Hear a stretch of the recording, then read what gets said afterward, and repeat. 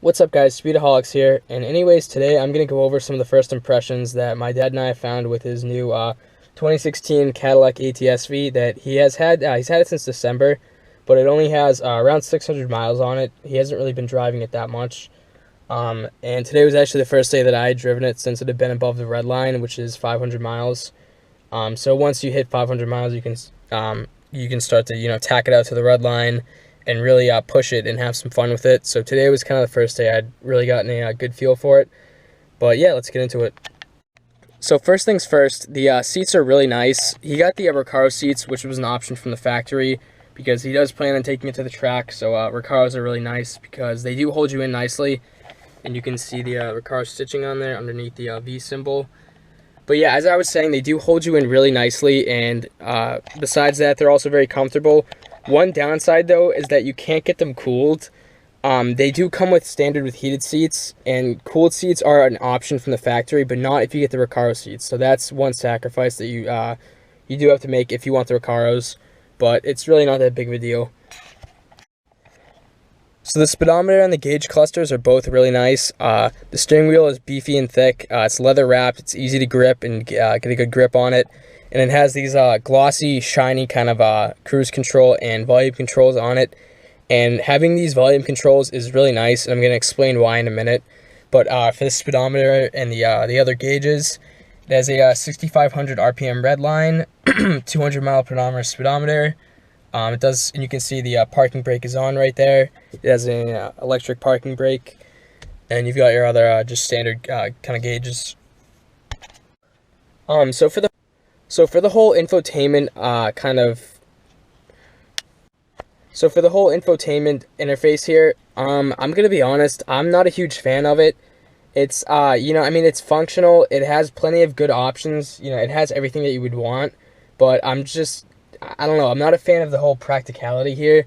I mean, personally speaking, I think I would rather just have regular, just push buttons rather than these digital things here. I mean, there is a bit of lag with especially with the volume. That's kind of a problem in my opinion. And like I said, that's why I prefer to just use these. You press it and you know whether or not you pressed it, and the volume instantaneously changes. This, I mean, it makes a kind of like a vibrating sound almost, but it's like it's a little bit delayed, and there are times when you're not really sure if you've hit it or not. So especially when you're driving a manual, that can get really annoying when you want to be paying attention to the road, not thinking like, oh, did I press it? Did I not press it? And that just gets a little bit annoying in my opinion.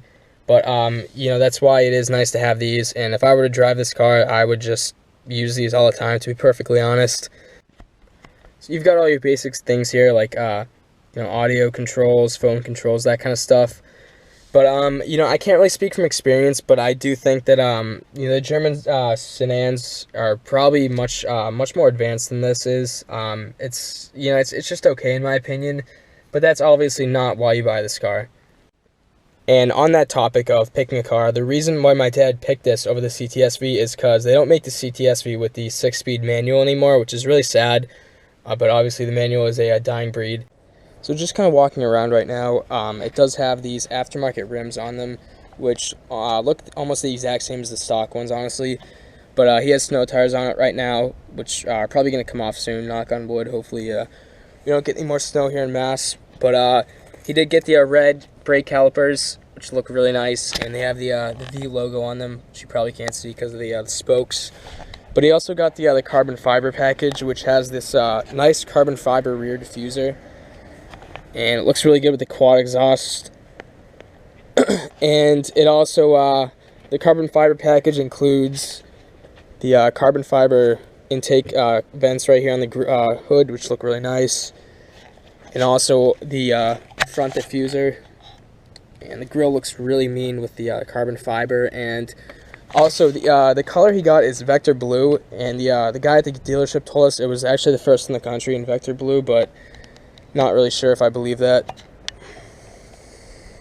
So yeah, guys, that's really it for this video. Thanks for watching. Be on the lookout for some more videos of this car coming soon. I'm going to be doing some cool point of view driving, and also some other cool views with the GoPro, because I have the suction cup mount. And also, I'm going to put a link in the video if you want to hear the way the exhaust sounds. It sounds really nice, and I put a video up of that a couple months ago. So definitely check that out, guys. Thanks for watching. See ya.